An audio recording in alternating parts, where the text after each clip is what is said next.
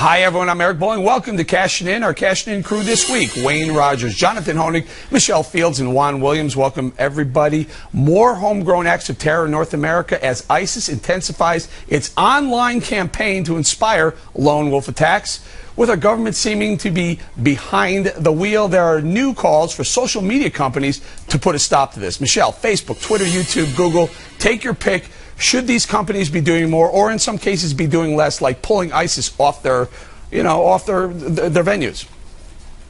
Well, I think when they notice that there are accounts that are just there to distribute propaganda, to identify people who are sympathetic and to get new recruits and radicalize people, I think Facebook and Twitter have a duty to have to they should shut those accounts down.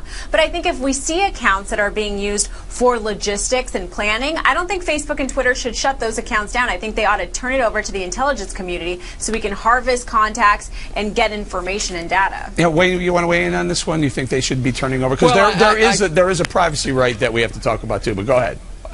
Yes, of course there is. But I think Michelle makes a good point when she says that we have to monitor those ones that, in other words, you can't shut them down. They're going to communicate with each other anyway. You've got to remember something. Before we had all of these methods by which we use with hand phones and telephone and all of that, we had telephones and telegraphs, and they could communicate with each other. They're going to communicate with each other anyway.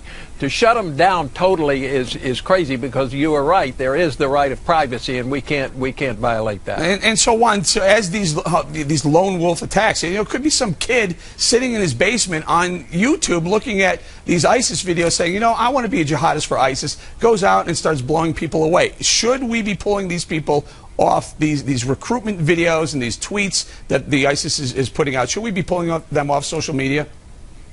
Yeah, but get a warrant first. I know that my Cashin In family likes to make fun of me when I say I have a libertarian streak, but I agree with Rand Paul and Justin Amish. Look, the Constitution of our country is clear. No search without a warrant. That includes your emails, your phone calls. Let's be clear about it. You can go to the FISA court if it's a matter of secrecy, but get a warrant, and that way we protect our privacy rights, because if we go too far, we've already got, unlimited detention, torturing people. The Patriot Act just keeps getting renewed. This is excess, and it violates our constitutional rights. Honestly, Eric, go ahead, John, because I think you're going to agree with Juan, and I probably agree with both of you guys. Go ahead. No, I'm not going to agree with Juan. I don't think that people who've declared war in America have a need to get a warrant. I mean, have we forgotten how to fight a war in this country, Eric? You don't stop butchers by suspending their Hotmail accounts. I mean, these people have declared war in America. They're beheading Americans. The only response is military force. You cannot negotiate with brutality, and monitoring their Twitter accounts isn't going to do one lick of a difference. So you would say, I'm going to stay with you, Jonathan, you would say go ahead and you would say pull the ISIS recruitment videos off, don't let them tweet, shut down their Twitter accounts. Is that what you're saying? I think it makes no difference, Eric. I mean, in fact, trying to fight them by better finances or more savvy social media actually encourages Islamic terrorism, because it says to them, you have a chance. The only response to brutality has to be physical force. And if we did it correctly, if we had leadership in Washington that did it correctly, you wouldn't need much to do it. Okay, Michelle, you wanted to jump in. Go ahead. Well, I was going to say, look, we shouldn't be shutting down the accounts that are giving us information. This is an intelligence information that we need. The ones that are just disseminating propaganda, those should definitely be shut down, because these are just getting more people, more sympathizers, and more recruits. Okay, so let me throw this out to the panel. I mean, maybe you have to go back to Jonathan on this. So what about the NSA data mining innocent Americans, like literally taking, if not millions, tens of millions maybe, Americans' metadata, and they take it? Is that okay, though? Eric, we've talked about that for many, many weeks. Of course, that's terrible, and it doesn't do anything to actually address militant Islam and their attacks against America. A good start would actually be naming the enemy. Of course, we can't even do that. It's ISIL, it's ISIS, it's extremist. But Homeland Security doesn't make us safer at all. And Richard Reid and all the attempts to violate Homeland Security have shown that. Go ahead, Juan. You want to jump in on this? Jonathan, hold on. You are all over the map. You know what? The fact is, you just said we should attack them, but no, we should grant them rights. Look, You have to understand this is an ideological war. Say that again, I didn't hear you. An ideological war. You cannot use force to go after some kid in Ontario who wants to somehow read something on the internet. Juan, you make the point for me. You have to win against who are going after this, and they should get warrants and respect our constitutional rights. Respect the constitutional rights of people who've declared war against America?